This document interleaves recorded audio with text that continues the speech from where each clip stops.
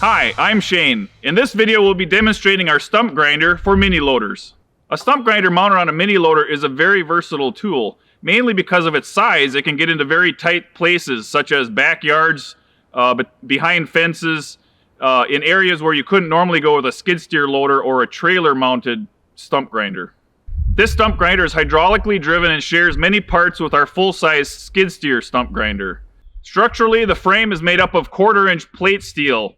The distance from the pivot point out to the center of the wheel is 36 inches, so you have really good reach. This also gives us a really nice wide swing. So when you cut the arc, you have the ability to cover a much larger stump.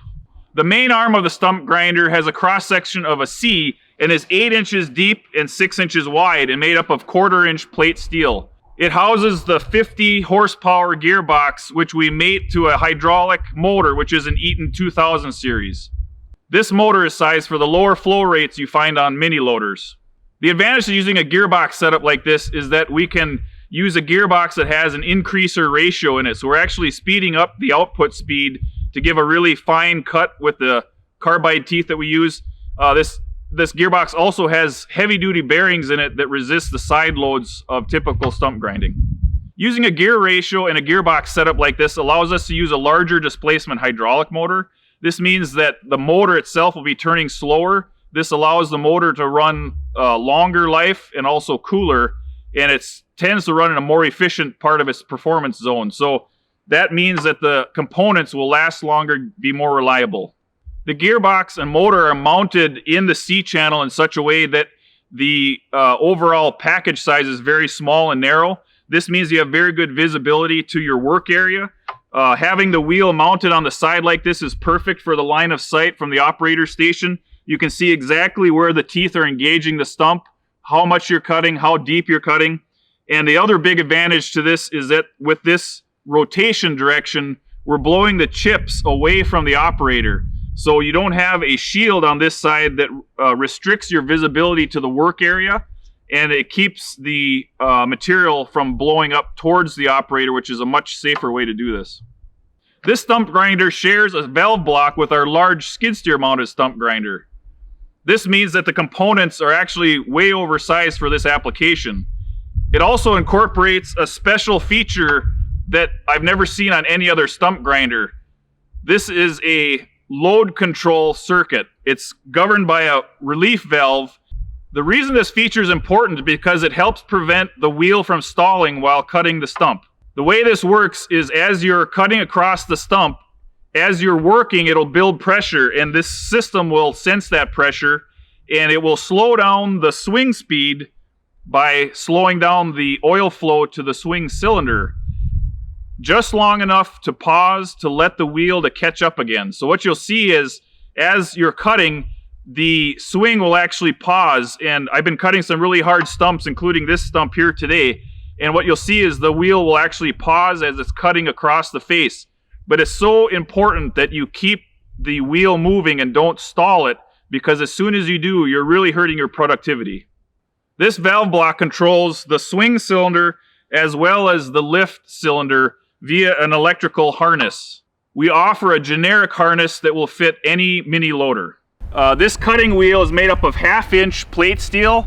It has a diameter of 14 inches. There's 24 carbide tipped teeth on this wheel mounted at different radii. This means that you have a nice wide cutting width as you sweep across the stump.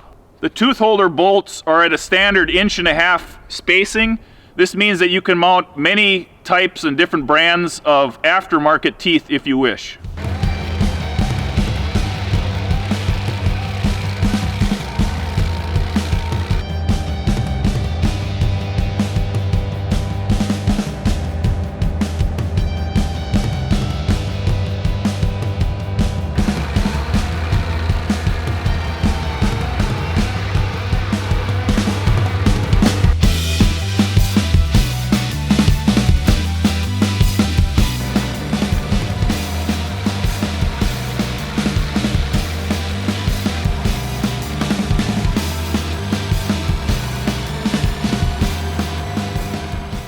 Okay, so we finished grinding this behemoth pine stump here. The top of the stump measured 36 inches wide, and it was probably about 4 feet long. It took us just around 40 minutes to do all this work. There was several roots that shot off in different directions here that I had to go chasing. Pine stumps are kind of known for that. They got roots that'll go out underground just below surface. So you got to kind of chase them out a ways. But as you can see here, we did a lot of work with a small machine in a fairly short amount of time. So it's really a productive unit. It did a great job of grinding the material down to a small size. And after you incorporate it with some of this dirt, I bet this pine material will rot almost fully within a year. Some of the material you can just roll back up on top and let it heap it up and let it just kind of rot down over 1 to 2 years. The results are really good when you get done with the rotting of the material. Something you're going to encounter while stump grinding is rocks. Around here we have a lot of rocks. The teeth that we use have very large, very tough carbide tips on them. And we found a rock here that was buried in this pine tree. And you can see we actually chipped up the rock and took big chunks of it off. This is, I believe this is a granite material, so it's very hard, but there was no damage to the teeth. It actually kicked the rock out. It's good to check the area before you do the grinding to make sure that you can remove any of these rocks, because they definitely do take some of the lifespan off the teeth. You want to be able to remove these if you do find them. I hope you've enjoyed this video. Check back as we continue to make more videos just like this. And as always, give us a call or check out our website if you have any questions.